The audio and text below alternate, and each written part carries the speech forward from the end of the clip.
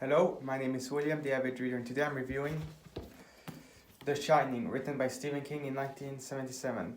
So this is a book about the Torrance family who move in to the Overlook Hotel. Jack has become the caretaker of the hotel while it's closed.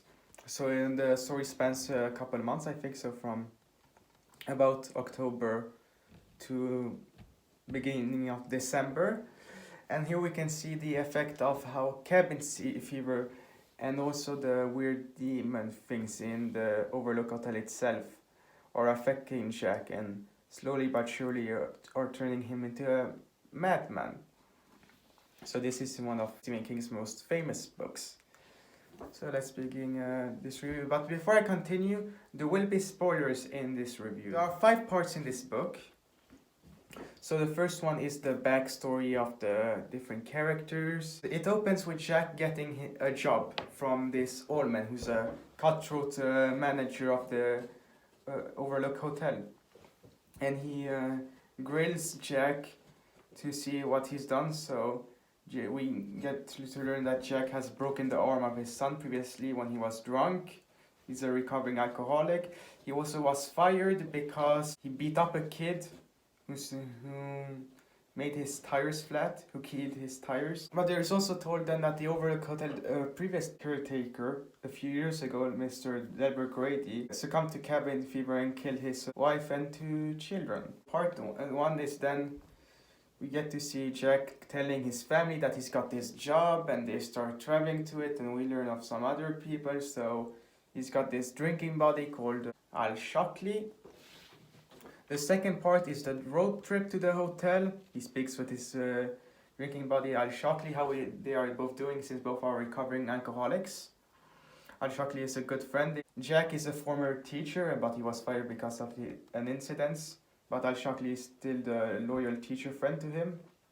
And it's because of Al Shockley he's got this job, as Al is a major stockholder in the Overlook Hotel, which has been closed and reopened for some years. It has had a fluctuating history, but now it's making a profit for once. So the Torrance family arrives to the Overlook Hotel. They get to meet Mr. Allman again, and this Watson guy who in the previous part showed the boiler to Jack. That's one of his main tasks, is to keep the boiler on temperature that's not too high, turn it down. And we also get to meet this cook, middle-aged to old cook, black man called Dick. Dick explains the kitchen, how everything works, the pantry, and then he has a little talk with Danny, and we learn that Danny has some special abilities. He's got a shining. He has telepathy with other people who shine. He can also read people's thoughts, so he knows what his parents are thinking all of the time. And they have a conversation. Halloran says that there are some bad things with this Overlook Hotel, but they are mostly visions, that they don't really exist. There's this special room that you've got to watch out for called Room 217. And here's the difference between the movie and the book. They are both great pieces of art, but there are major differences. This one is more about evil spirits, while the movie is more about a man experiencing cabin fever and turning mad. Well, Halloran explains that this hotel has some bad things, and one of the differences between the book and the movie is that you've got here in the book you've got room 217, and in the movie room 237. And there are several other differences that we'll talk about in the book. So Halloran explains the abilities, what the shine is, and then leaves off to go to Florida. Then the part 2 ends with the family being the only people at the Overlook Hotel. Part 3 starts off with Jack starting his working on the roof. He sees a wasp nest. He thinks he kills it with some poison, brings it into the house, but then he has some visions, starts saying Redrum, and he's also stung by a bunch of wasps in the nest, which turn out not to be dead, so I think they burn it or something. They go to the doctor. The doctor has a talk with Danny of his abilities, And the doctor says to the parents that it's in his imagination a thing of children. And then he's afraid that, okay, he's a child, but he could be seen as a madman. He has this so-called imaginary friend, or this person who tells him things in his head, called Tony. The doctor is able to rationalize it somehow. So they return home. Jack also discovers the scrapbook. He sees the scrapbook of the history of the Overlook Hotel, so there have been some gangsters, some presidents in here, some illegal stuff happening in here. So he makes a phone call to Ormans, I don't know, tries to blackmail him, he wants to write a book. His friend Al Shockley calls up and says to cut it out. And we see that Jack Torrance starts losing his mind and thinking everyone as his enemies. And part 3 ends with the most horrifying moments in the book, and believe me, there are a few really good ones. But this is the best part, the most horrific part of the book.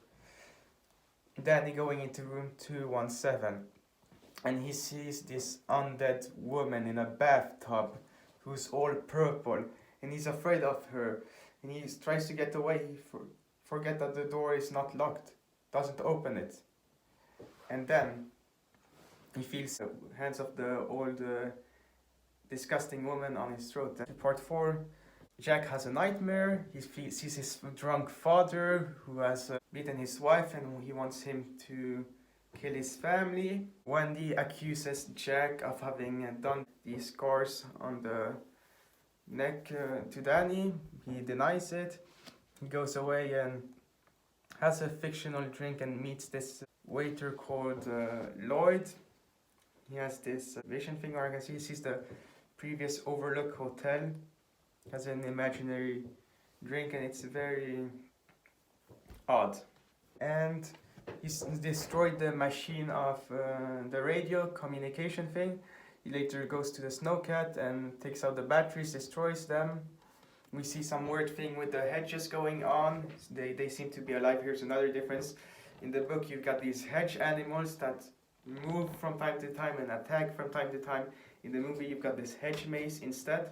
So part 4 ends with, we've heard of Redrum, then he has to keep repeating Redrum, and then we see the reflection of it, which means murder. So that ends with Danny calling help for Dick Halloran. So Halloran's in Florida. He speaks to his boss that he's got to go to Colorado, where the Overlook Hotel is, to deal with some things. He travels by plane to there. He borrows a snowcat from a person he ordered it from.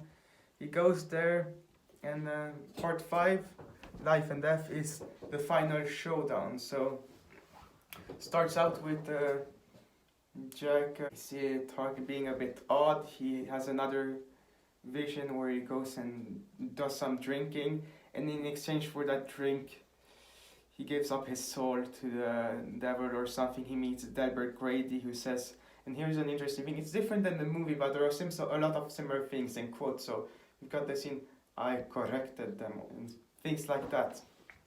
And Delbert Grady implies that Jack Torrance has to kill his family. So he soon tries to do that, actually. His wife finds him so-called drunk, knocked out, goes to him with a knife. He drags her down, they have a fight.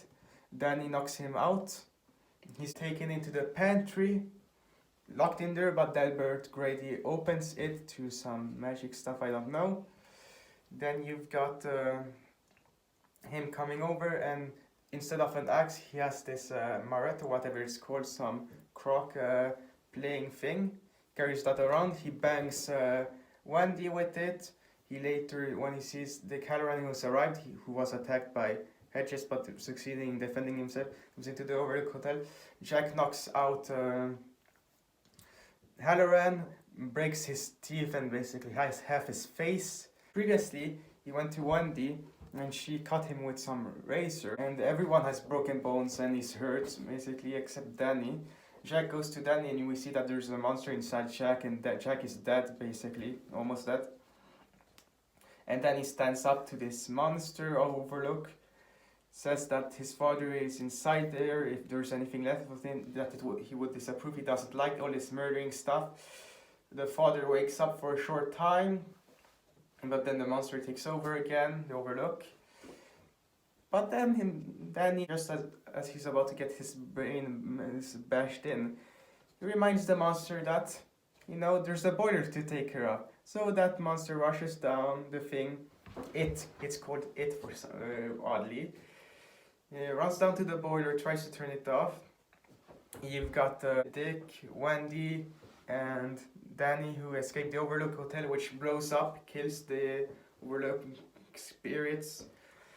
And yeah, there's some vision that kind of wants Halloran to kill them, but the others, but he doesn't want to, refuses. And they drive away in the snowcat, I think meet some cops, and then they're down in Maine, and it's a pretty happy ending, kind of. I mean, the bad guy is dead. The good person who turned into the bad guy, yeah, he's dead. Halloran says that everything's going to be okay. Wendy looks a lot older now. Then he has matured a lot more, but those aren't necessarily bad things, so they're going to move up to Maryland. And that's how the book ends. So yeah. So how would I rate The Shining?